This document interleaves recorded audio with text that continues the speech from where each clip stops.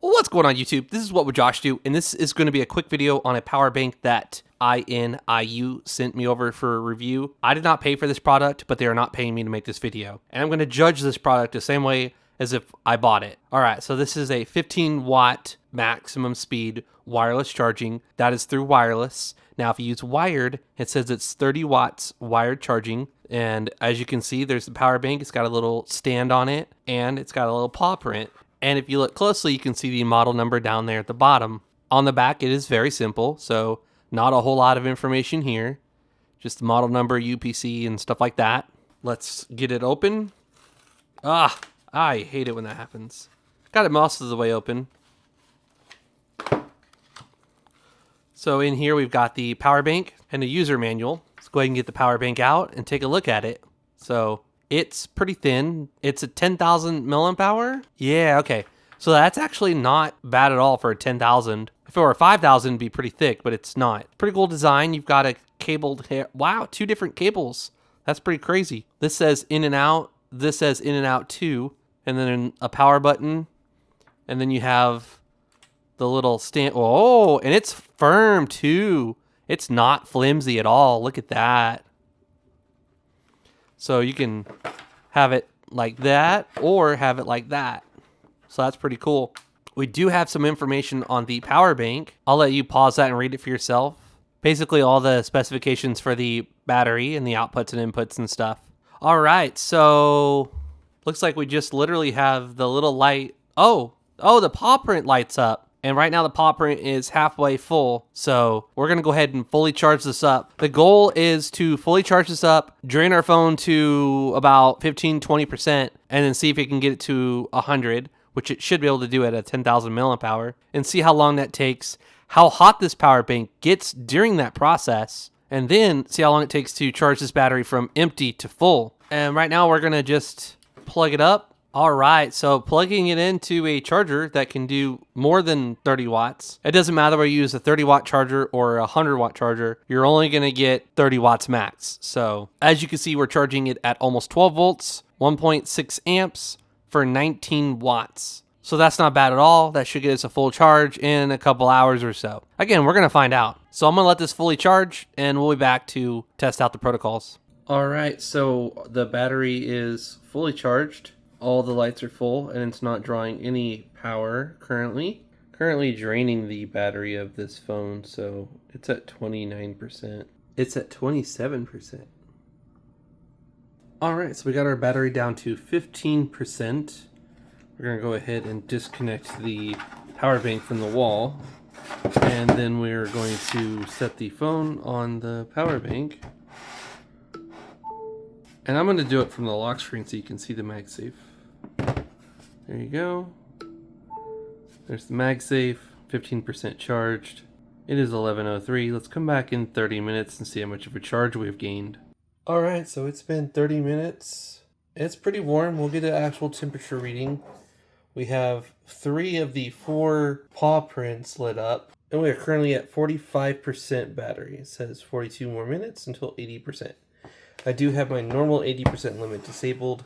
It's just something I like to have enabled, but I turned it off for this video. So right now what we're going to do is get a temperature reading, and then we will wait 30 more minutes. All right, and taking a look at the thermals, we're looking at about 109 degrees. All right, we'll come back in 30 more minutes. All right, so it's been another 30 minutes. We are down to 2 of the 4 paws. Still quite warm. We're at 71% battery. 4 minutes until 80%. So what I'm going to do now is get the temperature, and then we'll give it another 30 minutes. All right, so it shows it's about 109 degrees at the hottest point. So, all right, let's come back in another 30 minutes. All right, so it's been another 30 minutes. And we have 2 of the 4 paws. It's just slightly warm to the touch. And we are now at 81% charged. This is where I would normally stop. I am extremely happy with the fact that 1 full charge from here can get my battery from 15% to 80%. And according to this, I still have half of the battery left. So what that means is one full battery on here can definitely get you one full battery on here and maybe a little bit more. And while I don't have exact times and comparisons, I feel like this one's actually pretty good compared to a lot of the others that I've reviewed. Alright, let's take a look at the thermals and then let's finish up the video. Because it is currently almost 1 a.m. and I do have to work and I'm tired. And I'm not going to wait for this thing to get to 100%. I don't normally let my phone get to 100% anyways, except for when I'm doing videos like this for testing purposes. Alright, yeah, so we're looking at about 90 degrees at the hottest point. The phone itself is hotter than the actual battery. So yeah, we're looking at about 93 degrees on the battery. Alright, so what I'm going to do now is go to bed, and then tomorrow charge this battery from empty to full and see how long it takes. And then finish up the video.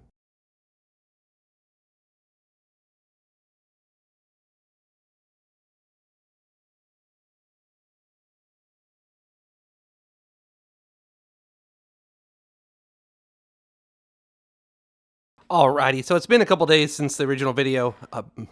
Between having a job and, sleeping and working and stuff, I'm finally getting to finish this video tonight. Currently 11 p.m. and I just got off work and took both the dogs out. Alright, so we saw the time lapse of how long it takes to fully charge this thing from empty to full. We know that using wireless charging, this thing can get our phone from 15% to 80+% and still have, with around 26 to 49, 50% of the battery left in here, it's able to get a phone almost fully charged. One thing I have not gone over yet is this little cable that it comes with as a lanyard. So it just clips in here like such. And there you go. You have a little thing that locks it in pretty good. I'll zoom in on that little mechanism there. So as you can see, there's like a little lip here. And if you just push it up, it separates from that, and then when you dock it in there and set it down, it locks it in. And this cable does say that it's 60 watt capable. Now, say your intentions are to stick it to the back of like a Samsung device. So it will wirelessly charge, fast wireless charge, mind you, an Android device such as the S25 Ultra. What about if you wanted to use that little tiny short cable and then plug it into your Samsung phone? What happens? Super fast charging. So that's really good to see. We're going to easily get 25 watts of fast charging to our S25 Ultra. The battery is at 84%, so it's not going to charge as fast as it possibly can since it's almost fully charged. But as you can currently see, we can definitely get up to 25 watts of wire charging on our Samsung. And what's great about that is I can stick this to the back of my phone. It is held on there very well using those magnets. Then I can plug the short little cable into my phone,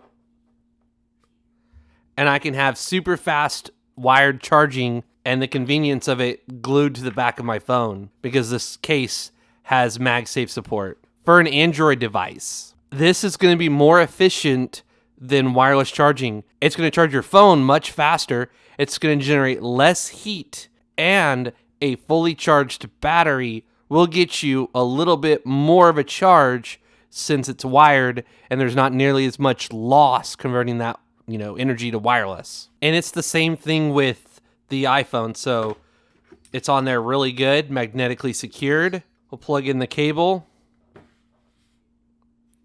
And look at that. We can get 30 watt wired charging to our iPhone. It says 63% charged, 22 minutes to 80%. And we're currently pushing I saw 25 watts for a moment there. 27. Okay.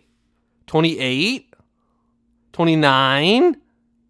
And, we could just round that off and say 30, right?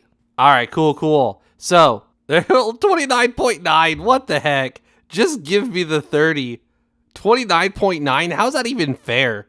Just freaking give me the 30. So close, but so far. All right, this is definitely a power bank you should consider whether you plan on using it strictly for its wireless charging or as something that magnetically secures very strongly to the back of your phone, and then you use a short little cable let's just get rid of this little tester to show you what that looks like. Boom. There you go. Pretty convenient. Alrighty. So we're going to plug up a tester to this side, and then we're going to connect a charger here. Alright, so it is not a fan of having an output and an input according to this thing. Now, what if we turn off the wired output? So we are inputting right now. Alright, so I'm going to press this button and kill the power to the wall outlet. Boom. Alright, so we are wirelessly charging the phone. Turn on the power. Oh, maybe. Maybe. So we're getting just a little bit of power in, and it does say that it is currently charging.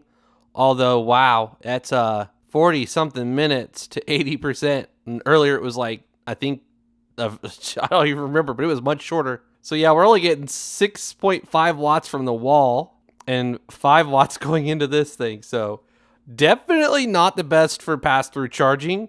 But if your goal was to leave this overnight while you are sleeping, then yeah, you would end it with a fully charged phone and you would end it with a fully charged power bank. But if you have the ability to, you can pick up something that has 2 charging cables and you can plug up the phone and plug up the power bank, and both will be charged much faster this way. So now we have the phone charging wired, and it says 19 minutes to 80%. And we have the power bank charging, and see, look at that. We're getting over 41 watts from the wall. So this is a much better result than using the pass-through charging at 5 watts. All right, before we end the video, let's test the protocols this thing has real quick. We already know that it definitely supports Samsung PPS. That's how we got the 25 watt super fast charging. So we'll just check all the protocols real quick. All right, there you go. So PD3, we can see that we have 3.3 to 11 volts at 3 amps for PPS. And we have up to 15 volts, 2 amps. All right, I will have a link to this power bank in the description below if you want to purchase one of these for yourself. This was sent to me for free in exchange for this video, but I'm not being paid to make this video. If you enjoyed it, please give it a thumbs up. I would greatly appreciate it. If you're new to the channel, please consider subscribing. And please stay up to date with me by following my YouTube community page. It's where I'm the most active at. This is What Would Josh Do, and I'm out.